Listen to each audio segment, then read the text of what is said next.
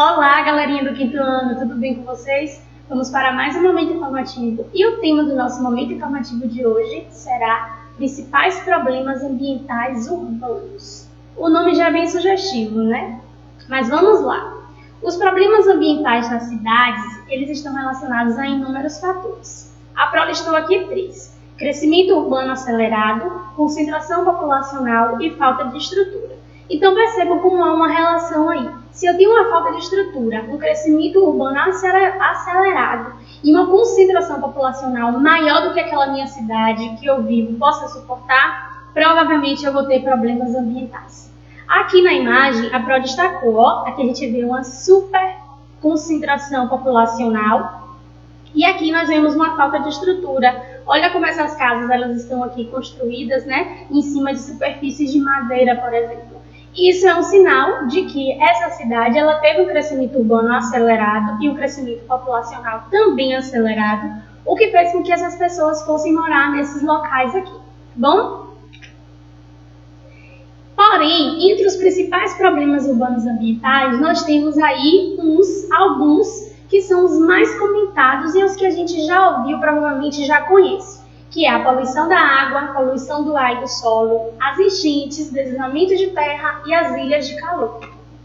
Poluição das águas. Como isso é um assunto muito recorrente, geralmente a gente associa, né? Sempre que a gente tem aqui um lixo, uma concentração de lixo, né, de plástico na sua grande maioria, em superfícies das águas, sejam elas dos oceanos, dos mares ou dos rios, nós temos aí uma poluição das águas. Quando a gente tem, por exemplo, um esgoto lançado diretamente no rio, nós também temos um indício de poluição das águas. E aqui, no meio, eu coloquei uma imagem, uma chargezinha, né? Que é, na verdade, um rapaz na praia e os animais marinhos, o polvo, o tubarão e o peixe dando nota 0 para todo esse lixo aí que ele está jogando.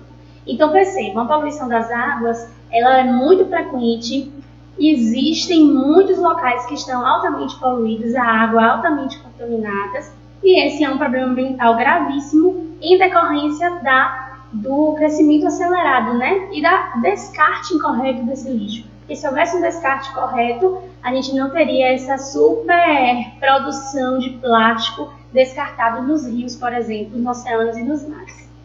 A poluição do ar e do solo.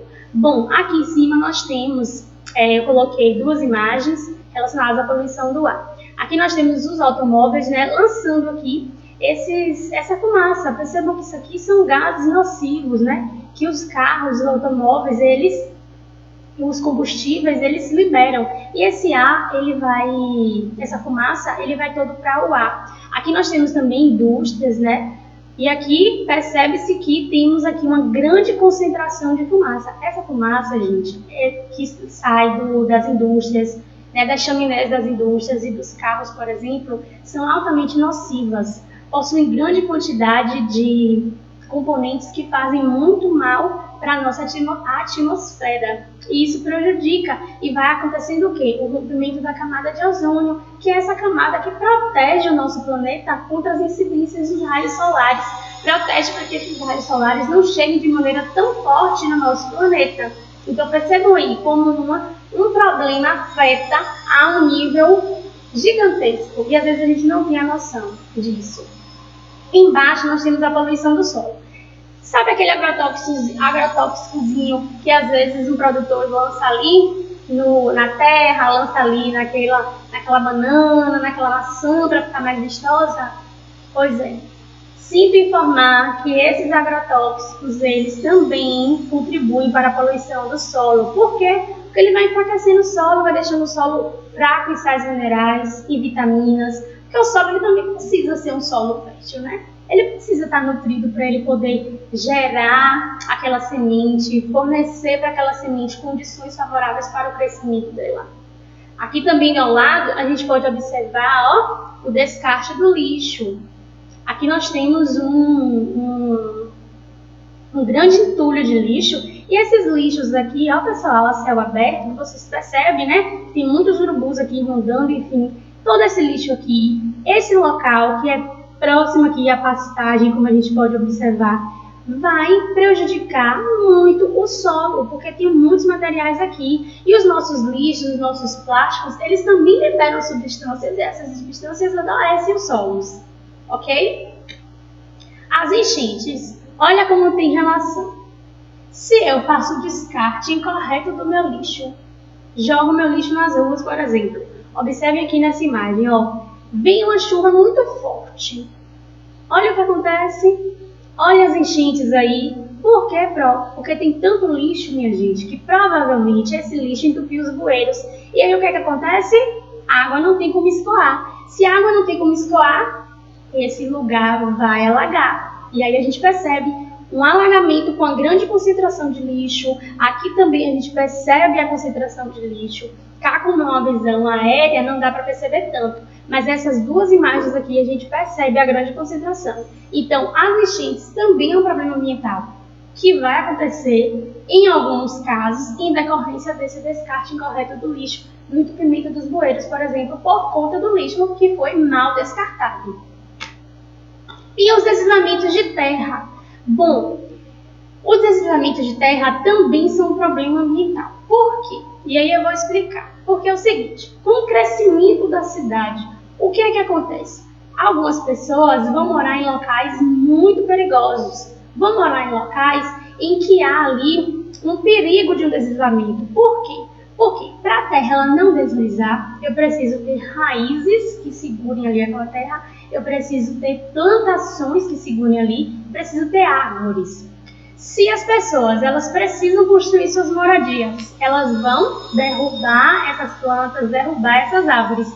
Só que sem essas plantas, sem essas árvores para segurar essa terra, quando vier uma chuva muito forte, o que é que pode acontecer? Os deslizamentos. Infelizmente, no nosso país acontecem muitos deslizamentos e que colocam muitas pessoas em risco. Então, muitas pessoas perdem a vida por conta dessa questão, desse problema. Tá bom? E as ilhas de calor? Bom, percebam aqui que eu coloquei duas imagens para explicar as ilhas de calor para vocês, tá bom? Aqui eu tenho a zona rural e aqui eu tenho a cidade.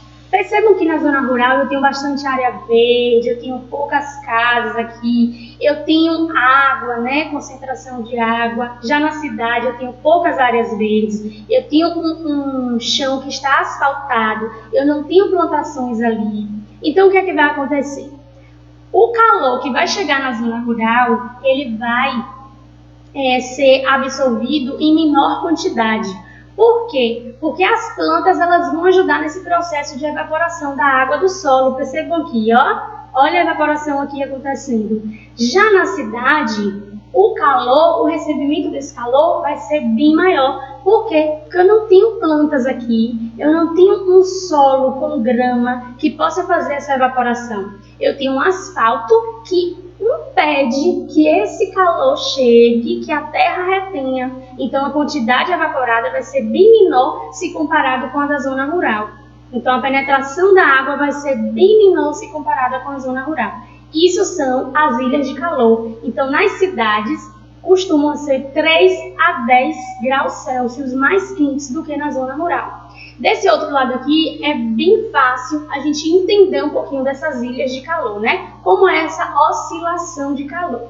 Se a gente tem uma área rural, percebam aqui quantos graus Celsius está na área rural. 29,4 graus Celsius. À medida que eu vou aumentando aqui e que eu vou diminuindo essa área verde, que eu vou diminuindo essa concentração de plantas, a minha temperatura, o meu grau Celsius também aumenta. Perceba a diferença de 29,4 graus Celsius da área rural para 32,8 graus Celsius do centro da cidade.